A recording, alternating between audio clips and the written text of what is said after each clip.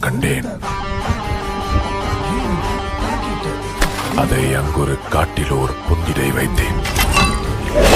வெந்து தணிந்தது காடு. தழல் வீரத்தில் குஞ்சென்றும் மூப்பென்றும் உண்டோ?